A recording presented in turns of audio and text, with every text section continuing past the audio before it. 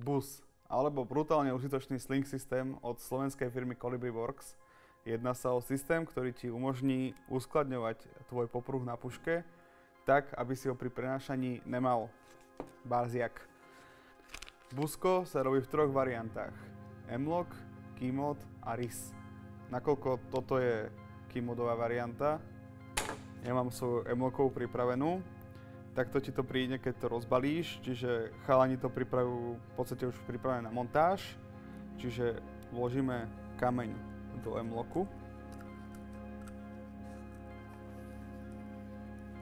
Zoberieme si príslušný imbusový kľúč, ten chalani do balenia nedávajú, takže treba si ho nájsť. Busko sme si v základe nainštalovali na predpažbie, s tým, že ja chcem mať to busko tu, lebo tu mi nezavadza. Ty si ho môžeš dať kdekoľvek na tom predpažbí, s tým, že s týmto kameňom na gumičke, nemáme ju zatiahnutú ešte, ideme poza predpažbie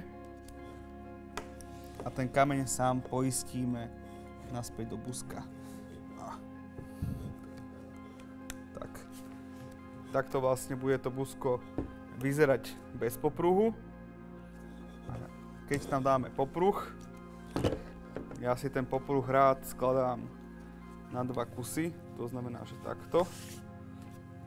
Takisto ako keď busko dávame iba na predpažbie, tak to isté spravíme aj pri popruhu, čiže ideme poza predpažbie a tento kameň dáme do buska. Tým pádom ten popruh máme na puške uložený a keď chceme, aby sme pušku išli používať, tak len potiahneme za kameň, popruh sa nám uvoľní, naspäť busko zaistíme a sme pripravení používať.